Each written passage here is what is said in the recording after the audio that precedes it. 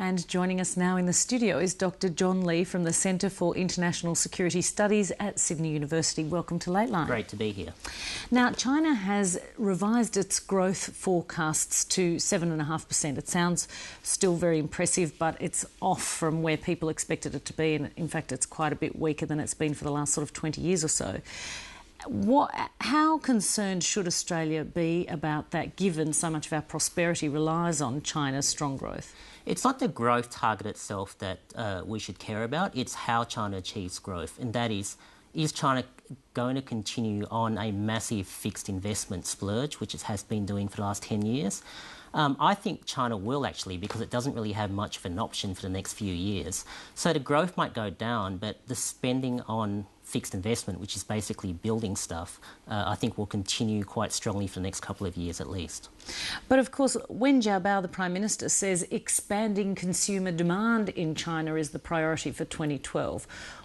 Won't that kind of have mixed implications for Australia? Well, if China could achieve that, that would actually be bad for Australia. But the Premier has been saying that for the last 10 years.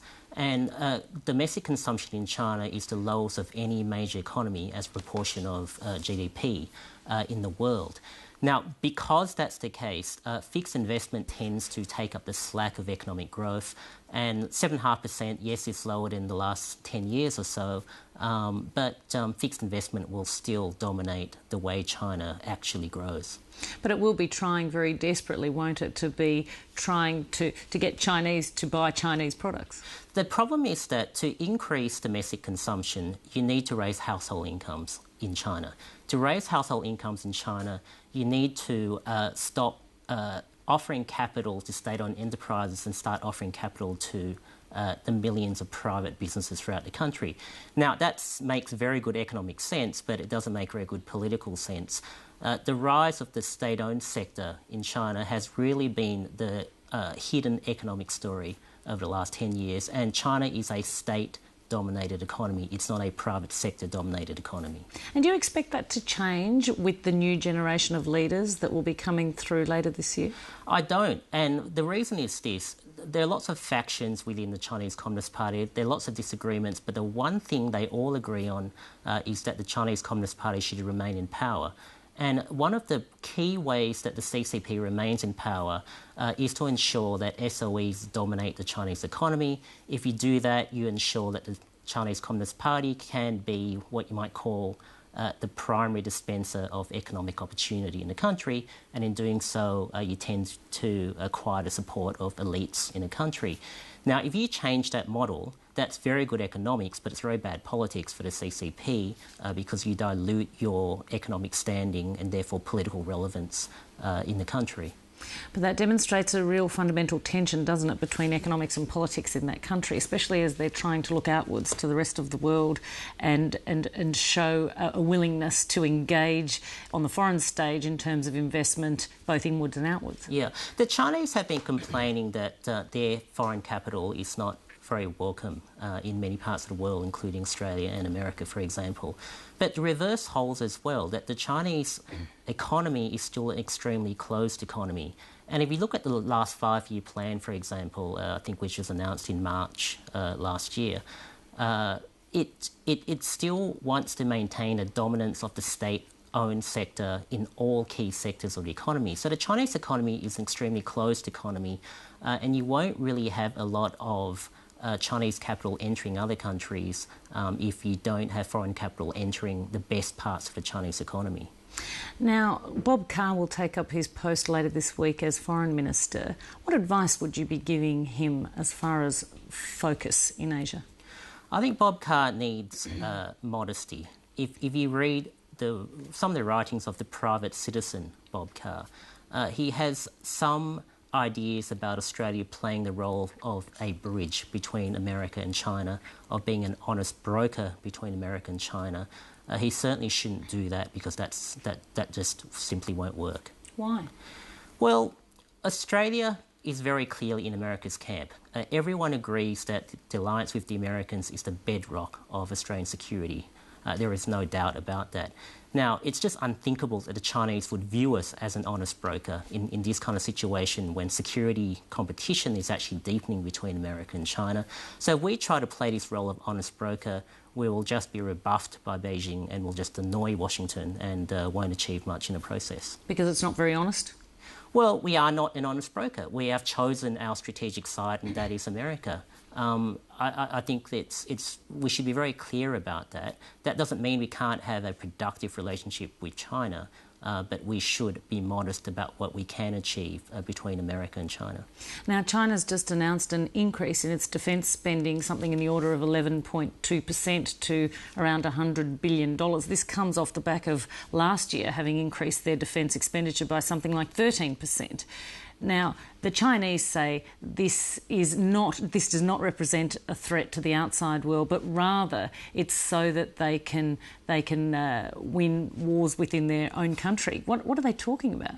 Well, there are a few problems with the Chinese position. The first thing is that is an understatement of how much they are actually spending. They're probably spending around double of what the official figure is. The second thing is that they're not very transparent about what they're spending the money on. And the third reason is that they're not very transparent about why they're spending this amount of money. The problem is that China talks about domestic issues such as Tibet and Xinjiang, and that's certainly a priority for them. But the other problem we have is that China has a lot of maritime disputes with countries in the region. It's got disputes with Japan because of its claims in the South China Sea. It's got disputes with the Philippines, with Vietnam, with Indonesia, with Malaysia. Now, when you have such a big country in a region having all these claims, maritime claims against lots of other smaller countries in the region, anytime you see such a huge increase in defence spending, of course the region will be worried. Should we be worried? Well, it doesn't affect us directly in the sense that there's no issue of the Chinese suddenly being on our shores anytime soon. No, but we're a big player in the region. Well, I think what we should be worried about is that it's a disturbance in the regional order, if I can put it that way. China is not a direct military threat to Australia, but it's certainly a disruptive force in the order or the post-World War II order. Now, we have to fit China in somehow, but massive increases in Chinese military spending done in an intransparent way will lead to a lot of resistance against China in the region, and this is what we've seen in the last 2 years. Now, just further to what we were just talking about this kind of relationship, Australia, US, China, three-way relationship. A Chinese think tank this week has advised Chinese officials to exert economic pressure on Australia to discourage Canberra from pursuing those military ties with the US. Of course, we've got the base in Darwin now, the training base for the US military and so on. Now, that sounds like a not-so-veiled threat, doesn't it? Well, it is a think tank. It's a government-backed think tank, but it's not the government saying this. But the Chinese, as in the government, have been exploring ways of exercising strategic leverage because of the economic relationship they have with Australia. And the reality is that they don't really have it. For example, if you look at the Australia-China relationship in 2009, 2010, that reached the lowest point that it had been for probably 10 years. But the Chinese buy commodities from Australia not because they like our policies, but because they have to. Our commodities tend to be around a third cheaper than other competitors, for example, Brazil, because of our location. The Chinese simply have no choice. I mean, getting access to raw materials is fundamental to the economic growth. They cannot jeopardise that for domestic reasons. So it's very aggressive talk, but there's actually not much they can actually do. And the Chinese government, if we can just move on to another topic, we heard there in Stephen McDonald's piece that the government continues to frustrate efforts at the United Nations to intervene in Syria because its foreign policy is pretty much don't stick your nose into our affairs and we'll butt out of yours. Does that sum it up, really, what they're trying to say here? It does. And the Chinese take this position largely for this reason. They don't want a norm or a principle appearing in international practice where you intervene on behalf of human rights abusers simply because that same argument one day could be used against China. Of course, the human rights record is not the greatest. OK, Dr John Lee, we have to leave it there, unfortunately, but thank you very much for your time. My pleasure.